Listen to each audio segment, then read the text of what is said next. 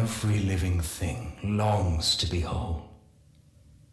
Every living thing yearns to defy death.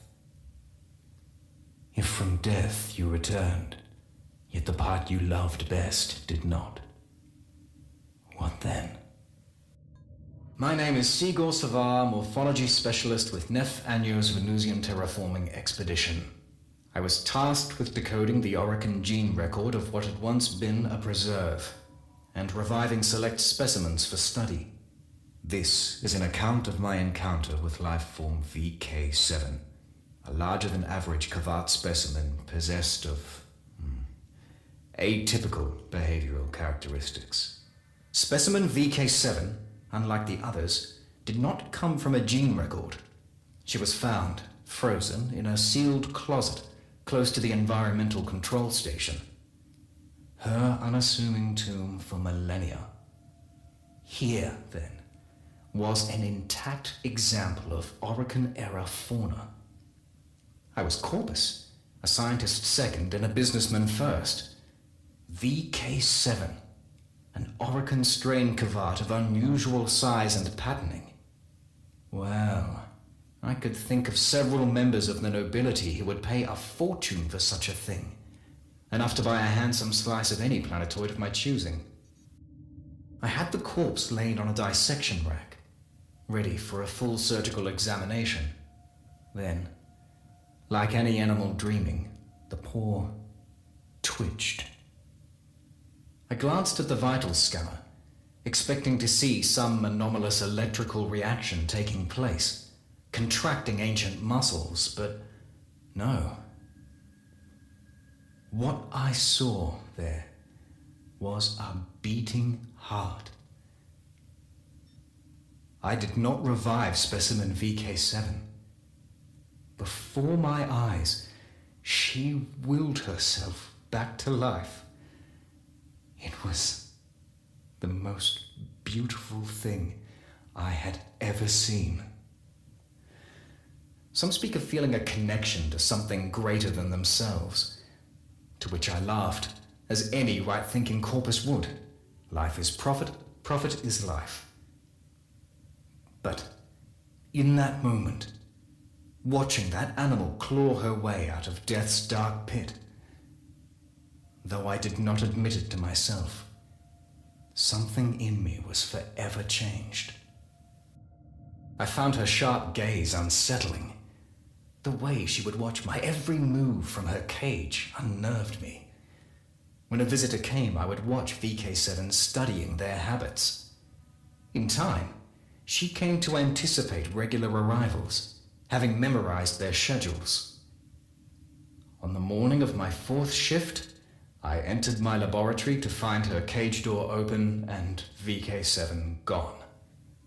One consequence of breathing life back into a world is unintentionally resurrecting life forms and viruses one finds less desirable. The infestation is both of those things. Reports returned of some hive sites found destroyed, and then of a large beast found at others. An animal intelligent enough to learn and react to corpus behaviors and patterns. Some claimed it had learned to measure ammunition expenditure to better attack when a target was most vulnerable. Needless to say, almost none who attacked the beast survived. This had to be specimen VK7.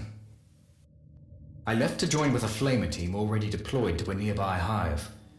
Both team and hive were dead when I arrived, killed by tooth and claw. Fearing for my life, I made to leave, and was apprehended by the sight of a low figure blocking my egress. Specimen VK7. She prowled forward from the shadow of a shattered, snow-blown hive, her paw prints red with blood. I made to open a comm channel to request assistance. VK7 growled low, and I swear this to be true, slowly shook her head. I did not make that call. She padded closer, and I saw the wound on her side. She turned that side toward me, an act of trust, and a request for aid. I unpacked my field kit and carefully went to work. I did not report my experience with specimen VK7. I could not admit why then, but now I can tell you. I felt it would have violated a trust. There I was, a morphology specialist, sworn to the Corpus Empire, and yet, for reasons entirely illogical, I placed loyalty to a wild animal above my life oath, and every doctrine that values self-interest above charity. But keep that confidence I did. I think that is why VK7 brought me the hand. Somehow, she had managed to infiltrate the facility, bypass 2 different security gates, and had gained entry to my laboratory without raising an alarm or my awareness. She held in her jaws a severed hand.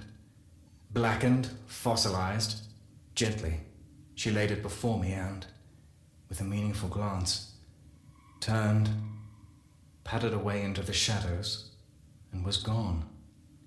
I analyzed the hand.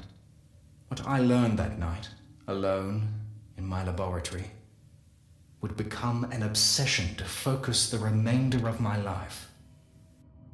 The hand was of Orokin construction, emphasis on that last word. Whoever the original possessor had been, they were born of no mother. In the past, I had been privileged to read some of Alad V's treatises on warframes, and there could be no mistake. What I held was the hand of one of those very creatures, and one Aniocorp had no record of. Therefore, my first task was to extract a working blueprint, or as near as possible, from the sampled cellular makeup. One word recurred again and again. The word that had once been her name. Cora. Cora. I was convinced. Specimen VK7 wanted Cora resurrected. Why else bring the hand to me? Why trust me with this sole remaining piece of a lost Orokin warrior? The evidence of such rich, nuanced cognition on the part of an animal. That was the real treasure here. The value of which, I knew, would be lost on my superiors. VK7 would be hunted down and, at best, captured for testing. At worst, well. Therefore, I told them none of this. To no avail. Specimen VK7 was tracked to a box canyon 4.3 clicks south-southwest of the atmosphere processing station.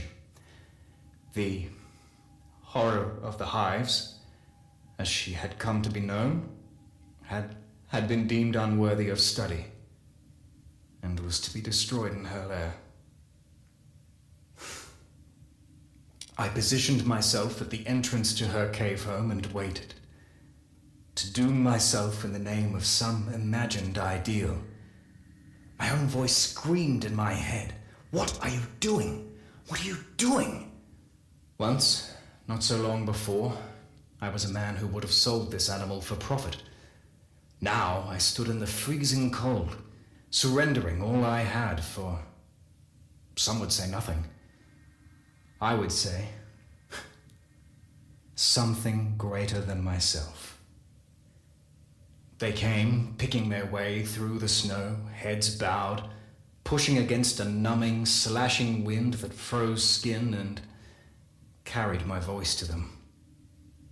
I begged them to stop, pleading VK7's case, with a bomb in my hand.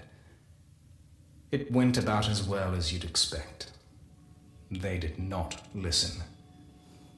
Numsol is employed, traditionally, as an animal tranquilizer, but converts to an aerosol easily enough. The canister rolled from my fingers and erupted in a geyser of brown-green gas, thrown towards the hunters by that roaring wind, bathing them. I am a better scientist than saboteur. Their respirators dealt with the Numsol as handily as every other contaminant, and I was promptly arrested. But VK7 did escape. I achieved that much. The atmosphere processor wasn't made for imprisonment or interrogations, but the lack of facilities did not prevent them performing both. Bound and beaten in maintenance closet A5, I told them everything. It doomed me. Zil, the oxygen tech from Reclamation 3, had a previous career in psychological operations for some branch of the military. Therefore, he had been selected to administer to me, to interview me and, ultimately, to execute me. Barrel pressed to my forehead. Zil said he would prefer it if I did not look at him. Obliging as ever, I closed my eyes. There was a sharp crack, then nothing more. I opened my eyes.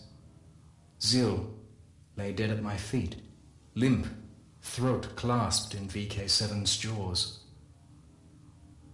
I was corpus no longer. Remaining on Venus would be death for both of us. We had to escape. Together we made for an automated cargo relay, one that would ferry us anonymously to the hold of a Solaris rail tractor in geosynchronous orbit and away from Venus. How well she guided me, circumnavigating patrols and security cameras. But, inevitably, my former comrades calculated our likely destination and closed in rapidly. Plasma blasts lanced the air from both sides of the hangar. I bundled myself into the nearest open conveyor, bound for orbit. A waste of time, I knew. We had reached our means of escape, but had no hope of achieving it. Troopers and mowers closed in a classic pincer movement. Sparks and near misses flashed hot against my face. In moments, our conveyance would be destroyed, and us along with it. And my only thought was heartbreak for how badly I had failed her. In that final moment, VK7 did something that will stay with me for the rest of my days. With one of her meaningful glances, the last we would ever share, she reared up and activated the conveyor. My pod's door slammed shut, and outside my viewport, she leapt toward the enemy. Before I could slap the release and free myself, the mag rails activated, and I was hauled out of the complex, skyward, and into orbit. Saved, leaving her behind. That was, well, many years ago now.